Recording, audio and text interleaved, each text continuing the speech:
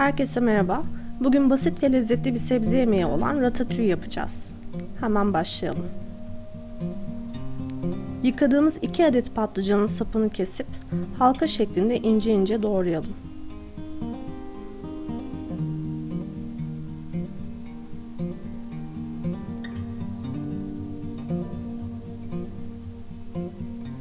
Doğradıktan sonra tuzlu suya alalım.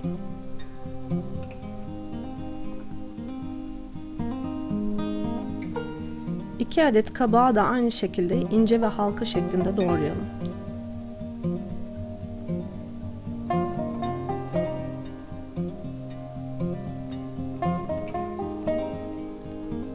Üç adet domatesin kabuklarını soymadan aynı şekilde doğrayıp kenara alalım.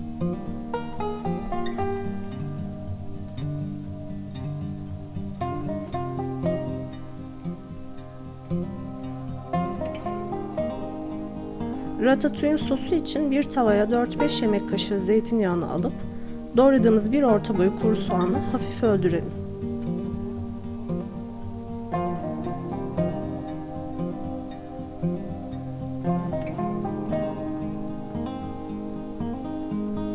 İki diş doğranmış sarımsağı ekleyelim.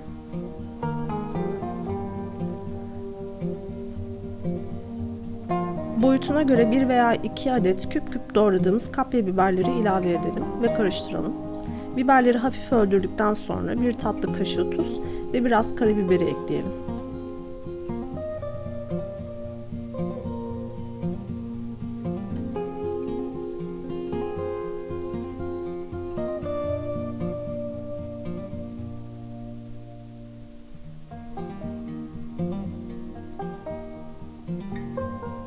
Ardından rendelenmiş 3-4 adet domatesi ilave edelim.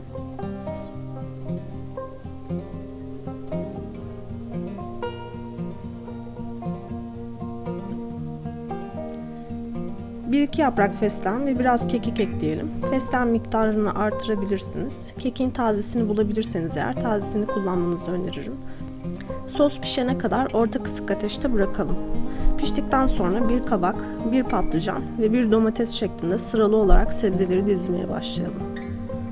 Tavanız fırına girmeye uygun değilse eğer sosu herhangi bir fırın kabına aktarıp sebzeleri dizebilirsiniz. Fırın kabının şekline göre boşluk bırakmadan dizmeye devam edelim.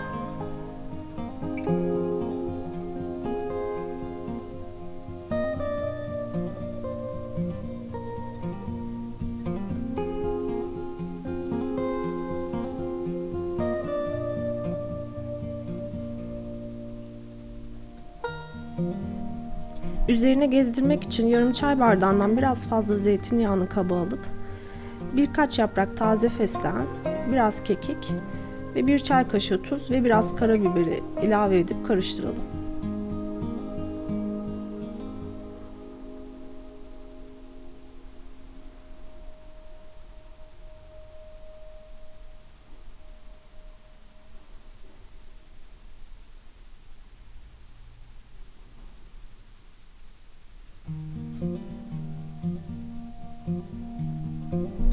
Daha sonra sebzelerin üzerine eşit şekilde gezdirelim.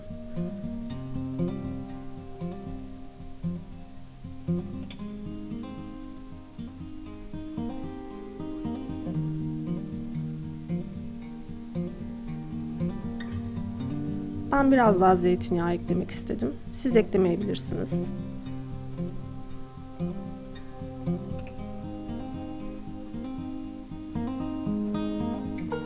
Üzerine alüminyum folyo veya benim gibi yağlı kağıtla kapatıp 180 derece fırında yaklaşık 20-30 dakika kadar pişmeye bırakalım. Ve ratatouille'muz hazır. Hepinize afiyet olsun. Videoyu beğenip kanalıma abone olursanız çok mutlu olurum. Tarifin malzemelerini ve miktarlarını açıklamalar kısmına bıraktım. Hoşça kalın.